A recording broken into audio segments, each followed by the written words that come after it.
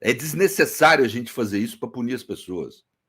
Isso só serve de discurso para o fascismo usar contra nós. Só serve para isso. Não garante que não vai haver golpe. É mentira que prender um cara, manter um cara como o Anderson preso, garante que não vai haver golpe. A possibilidade do golpe, se ela existe, ela está posta. Né? E ela existe. Eu concordo que existe, mas ela está posta na sociedade. E você não vai prender metade da população brasileira, não existe isso. Quando o Alexandre de Moraes criou o processo lá das fake news, tinha uma discussão legal ali se ele deveria, se ele podia investigar sendo juiz do caso, tal. Teve um debate sobre isso à época, né?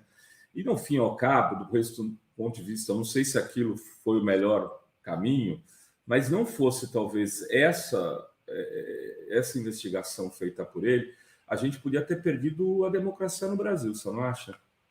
Pode ser, e vou te dizer mais. Na época eu defendi a postura do Alexandre. Não sei se você lembra. Lembro. Defendi em lives. Por quê? Porque ali tinha um amparo jurídico, um princípio que chama contempt of court. As cortes constitucionais, quando atacadas e não são defendidas pelos órgãos que teriam incumbência de defendê-las, que no caso era o Ministério Público e a Polícia Federal, que ficaram quietas e foram deixando a corte ser atacada. Sob o comando do bolsonarismo. Sob o comando do bolsonarismo, etc. Então não sobrou outra conduta da corte do que usar esse princípio, que é um princípio constitucional que determina, implícito, que determina que toda a corte constitucional tem, então toda a corte em geral, tem o direito a executar suas decisões e, portanto, a defender-se quando atacada, quando as instituições não funcionam para isso. Isso é um princípio do direito. Porque quando você destrói a Corte Constitucional, você, na prática, destruiu todo o sistema de proteção de direitos. Então não tem sentido você alegar direitos para atacar a Corte, porque você está atacando os direitos de todo mundo. Né? Então, essa medida, para mim, foi adequada, foi correta.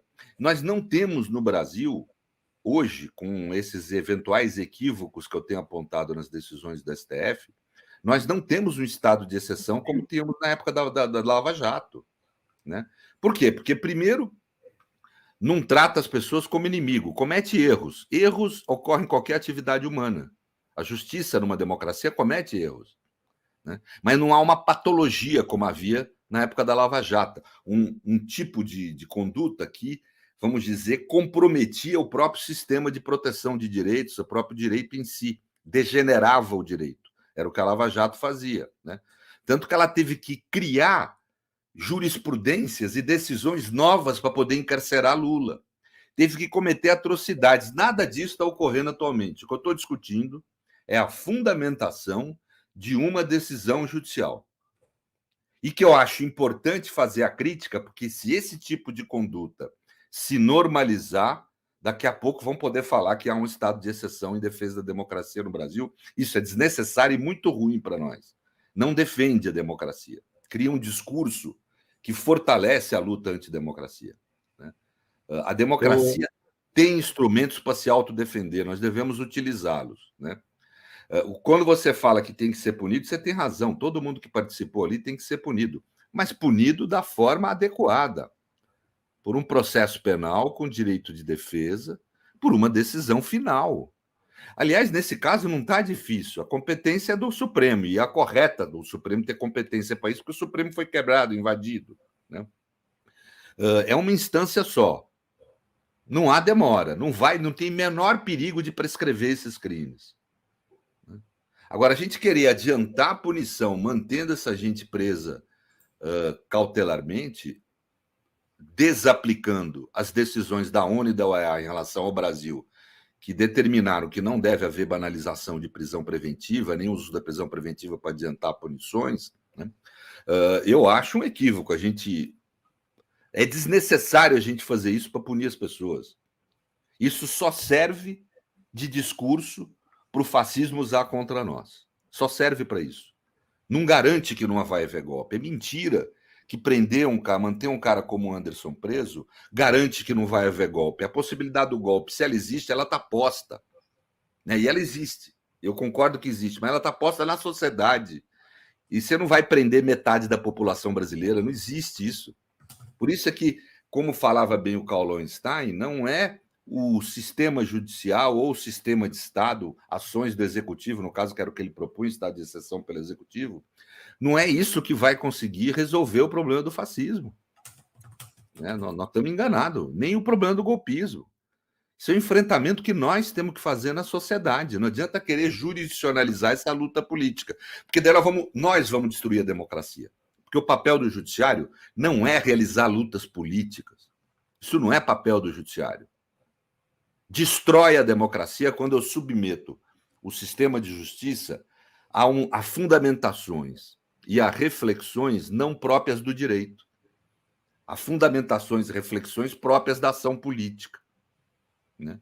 Nós não podemos terceirizar para o judiciário a ação política, que nós vamos estar deixando de cumprir nosso papel, vamos acabar sendo derrotados pelo fascismo e vamos nós destruir a democracia, porque nós estamos atribuindo ao judiciário um papel que não é dele no sistema, que, aliás, é absolutamente antitético, contraditório à função que ele deve ter.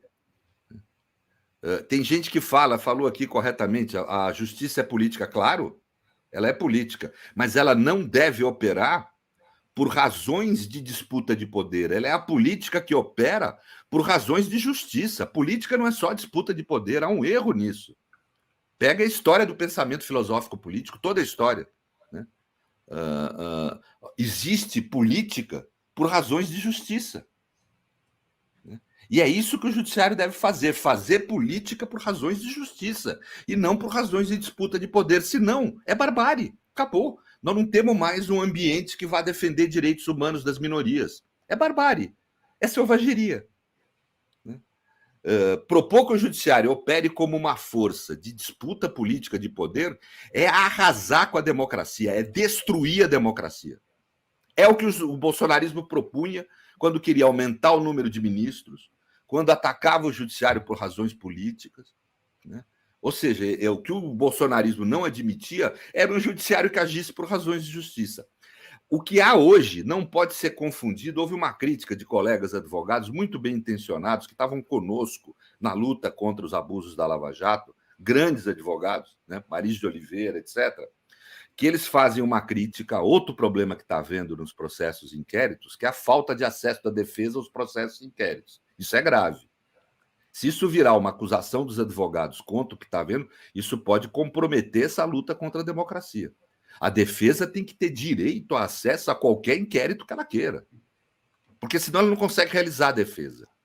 Então, há uma crítica séria no artigo publicado no Estadão, gente que nos apoiou desde o primeiro momento na Lava Jato, fazendo uma crítica a isso. Agora, o erro deles, desse pessoal, que é muito bem intencionado e muito culto, e grandes advogados, o erro, o equívoco deles é comparar o que está vendo com a Lava Jato. Isso não deve ser feito. A Lava Jato foi uma força de exceção. Ela produziu processos penais como fraudes, que tinham o fim imediato de combater de forma tirânica o inimigo, no caso era Lula e os demais líderes de esquerda, e o PT, e como fim imediato a destruição da democracia. As medidas do Alexandre e do Supremo Tribunal Federal não têm por fim nem imediato a destruição da democracia, ao contrário, tem por fim a sua defesa. Agora, o que ocorre é que, como qualquer conduta humana, tem erros, tem disfunções, não é uma patologia, não é um estado de exceção que estão operando, ao contrário, estão defendendo a democracia. Só que tem erros, e os erros têm que ser apontados para que esses erros acabem não prejudicando o mérito político, moral e jurídico que todo esse movimento tem. Se não fosse o Supremo, nós não teríamos democracia hoje. O Supremo conseguiu conter os avanços bárbaros da extrema-direita na época da eleição, antes disso, pelo inquérito das fake news que você citou, tal, né?